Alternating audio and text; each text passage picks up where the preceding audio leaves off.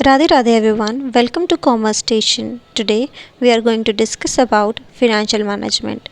Financial management दो शब्दों से मिलकर बना है, पहला फाइनेंस और दूसरा मैनेजमेंट। फाइनेंस का मतलब यहाँ पर फंड से है और मैनेजमेंट का मतलब मैनेज करने से। जब हम लोग बिज़नेस के फंड्स को मैनेज करते हैं, प्लान करते हैं, ऑर्गेनाइज़ करते हैं, कंट्रोल करते हैं कि उनको कहाँ इन्वेस्ट करना है और किस तरीके से उनसे रिटर्न्स पाने हैं, उन सब चीज़ों को फिनेंशियल मैनेजमेंट में इंक्लूड किया जाता है। ये इंश्योर करना है कि कंपनी जो है वो फंड्स को इस तरीके से उपयोग में लाए कि कंपनी अच्छी तरीके से ऑपरेट कर सके।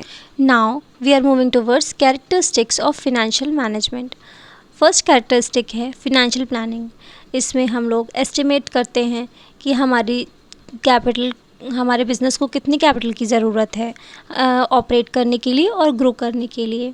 प्लस हम लोग इसमें बजट्स को भी बनाते हैं। प्लस हम लोग फिनेंशियल फॉरकास्टिंग करते हैं जिसकी हम लोगों को आगे कितने फंड्स की ज़रूरत पड़ेगी। सेकेंड है कैपिटल स्ट्रक्चर। हम लोग इसमें डेट का प्रपोर्शन और इक्विटी का प्रपोर्शन कितना कितना रहेगा ये भी हम लोग इसमें समझते हैं। थर्ड है इन्वेस्टमेंट डिसीजंस। इन्वेस्टमेंट डिसीजंस में हम लोग देखते हैं कि हम लोग को कितने फंड्स एलोकेट करने चाहिए कौन सी इन्वेस्टमेंट में, जिससे कि हम लोग को मैक्सिमम प्रॉफिट और रिटर्न मिल सके।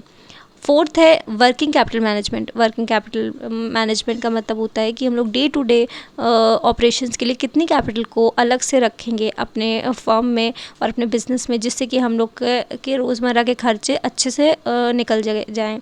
फिफ्थ है रिस्क मैनेजमेंट। रिस्क मैनेजमेंट मतलब हम लोग आइडेंटिफाई करते हैं कि हम लोग के कितने फिनेंशियल रिस्क आने वाले हैं या फिर मार्केट फ्लक्चुएशंस कैसा रहने वाले हैं, तो इन सब का मैनेजमेंट भी इसमें किया जाता है।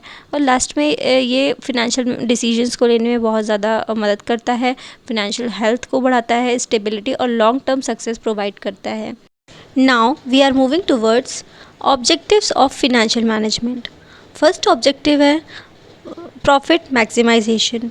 प्रॉफिट मैक्सिमाइजेशन एक फंडामेंटल ऑब्जेक्टिव है, जैसे कि नाम से ही पता चल रहा है कि इसमें जो हम लोग हैं वो कंपनी के प्रॉफिट को, कंपनी की अर्निंग्स को बढ़ाने पे ज़्यादा फोकस करते हैं, चाहे वो लॉन्ग टर्म हो या शॉर्ट टर्म हो। वहीं दूसरी तरफ वेल्थ मैक्सिमाइजेशन, जिसमें कि हम लोग कंपनी की वर्थ को, कंपनी की वैल्यू को ज़्यादा से ज़्यादा बढ़ाने की कोशिश करते हैं, जो कि एक ब्रॉड टर्म है।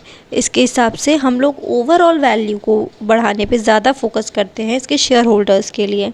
वेल्थ जो है कैसे मेजर की जाती है, हम लोग अपनी कंपनी के शेयर्स की मार्केट प्राइस को देखते हैं, जिससे कि हम लोग को कंपनी की वर्थ पता चलती है कि कितना हम लोग की कंपनी की वैल्यू है मार्केट में। ठीक है। थर्ड ऑब्जेक्टिव है इंश्योरिंग लिक्विडिटी।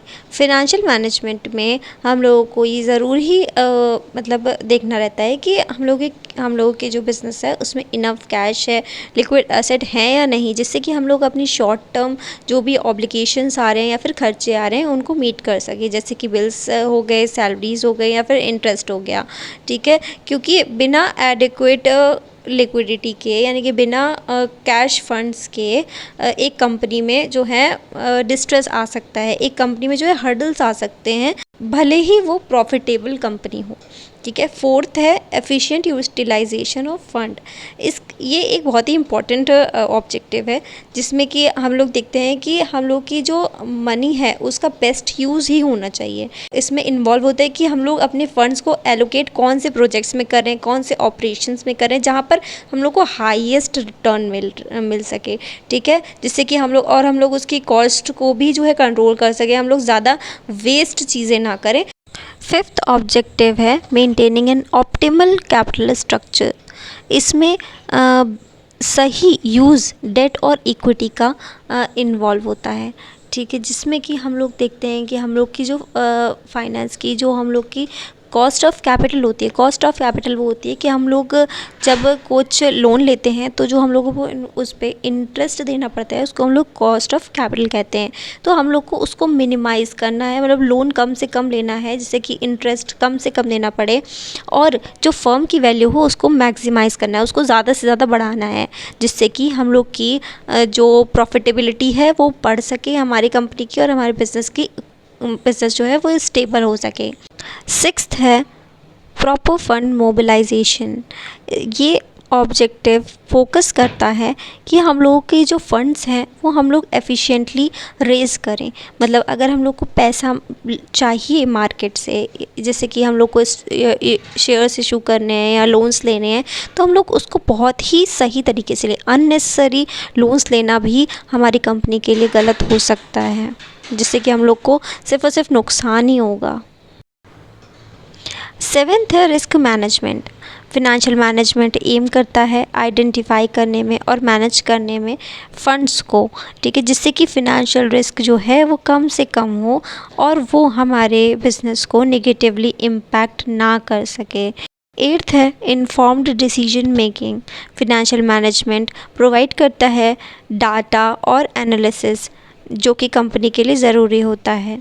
कंपनी को मैनेज करने के लिए बहुत सारे इन्फॉर्म्ड डिसीजंस लेने पड़ते हैं जो कि इन्वेस्टमेंट फिनेंसिंग से रिलेटेड होते हैं।